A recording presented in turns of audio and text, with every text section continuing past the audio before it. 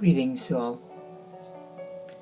Warm Advent blessings to all of you, my dear sisters and brothers and my dear friends. This is your Pastor Yeti. Week 3, Monday, on following Jesus, according to the Gospel of Matthew, chapter 8, verses 14 to 22.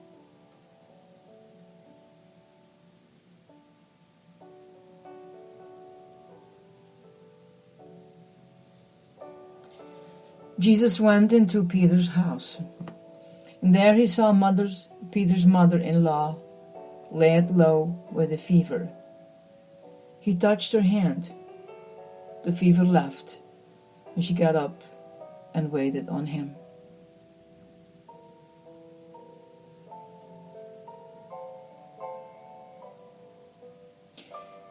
When evening came, they brought to him many people who were possessed by demons. He cast out the spirits with a word of command and healed everyone who was sick. This happened so that the word spoken by Isaiah, the prophet, might come true. He himself took our weaknesses and bore our diseases. When Jesus saw the crowd all around him, he told them to go across to the other side of the lake. The scribe came up and spoke to him. "Teacher," he said, "I will follow you wherever you go." "Foxes have their dens," replied Jesus, "and the birds in the sky have their nests, but the Son of Man has nowhere he can lay his head." "Master," said another of his disciples, "let me first go and see to my Father's funeral." "Follow me," replied Jesus, "and leave the dead to bury their own dead."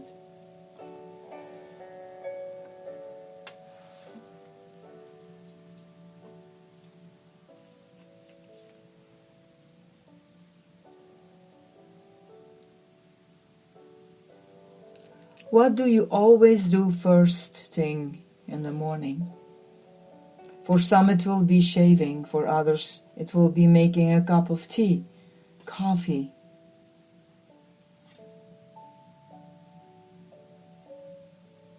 For some it will be vigorous exercise, for others it will be reading the newspaper. Put it the other way. If someone forcibly prevented you from going through your normal morning routine, what would you miss most? Now imagine what it would take other than physical violence to make you suddenly do everything differently. With most of us, it would be very bad news. An accident, a sudden illness, or death in the family.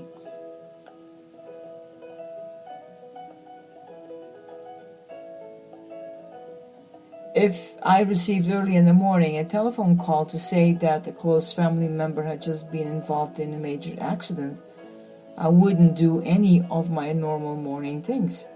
I would pull on whatever clothes I could grab and go to be with him or her as fast as I could. For a devout Jew in Jesus' day and in our own, one of the most solemn and sacred parts of the morning routine would be to say the basic Jewish prayer. "Hear, O Israel, the Lord our God is the only Lord, and you shall love the Lord your God with all your heart." It is a beautiful and haunting prayer, which has become woven into the very lifeblood of Jewish people for thousands of years. Saying this prayer is regarded by official Jews, teaching us the most important things to do each day.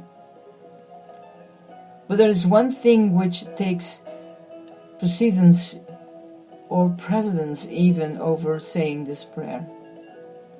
According to the rabbi's teaching, when a man's father dies, he has such a strong obligation to give him a proper burial that this comes first, before everything else, even before saying the "Hear, O Lord, Hear Israel" prayer.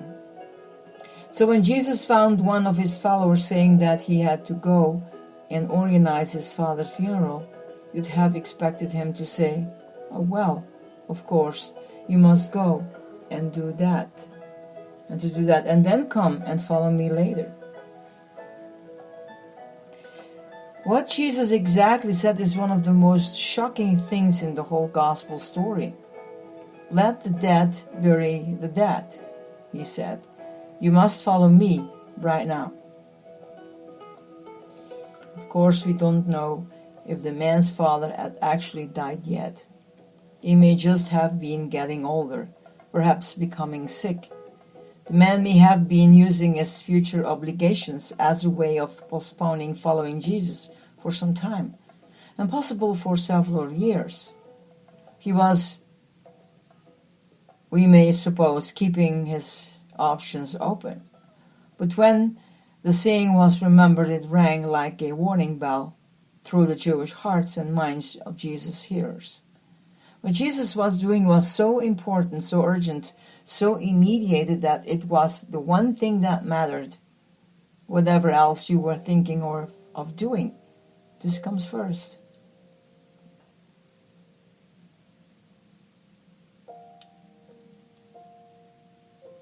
Jesus' sovereign authority sweeps on through this story like a fresh wind coming through the wind and turning all the papers upside down.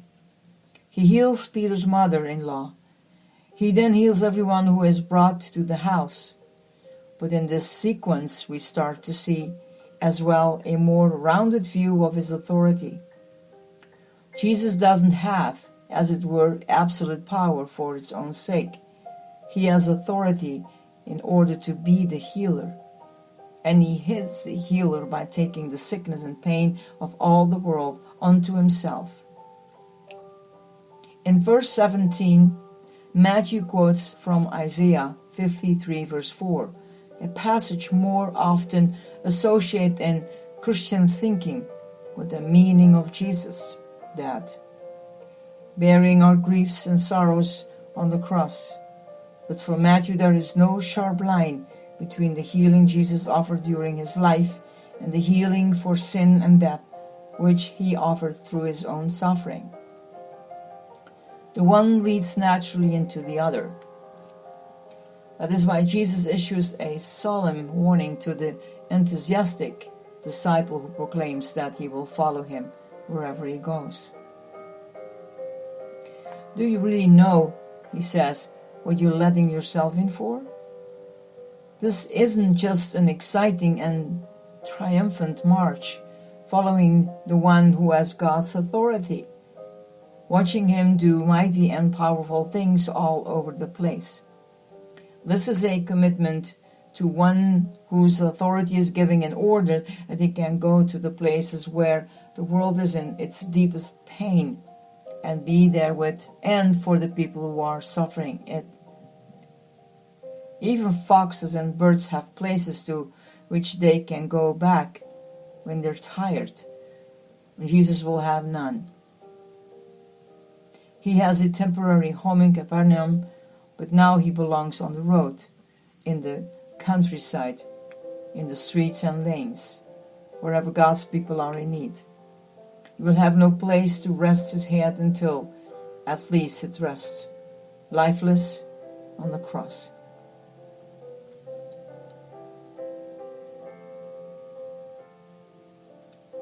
The Son of Man, he said, has nowhere to lay his head.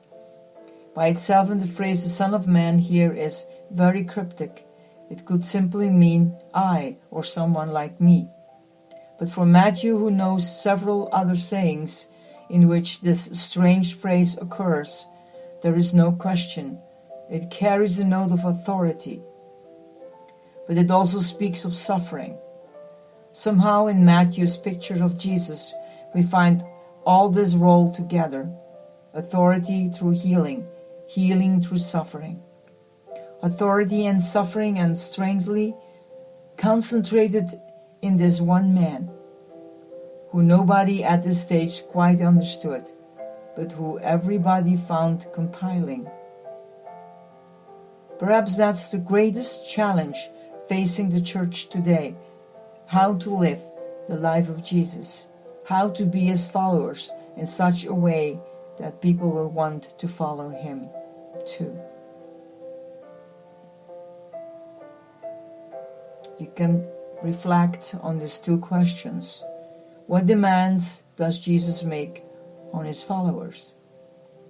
What is the link between Jesus' authority and his healing?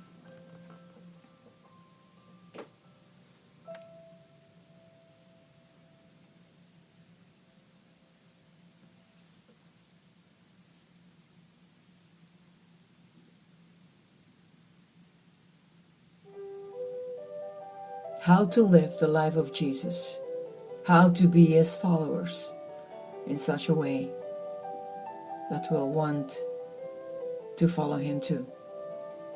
I challenge you. This is your Pastor Yeti.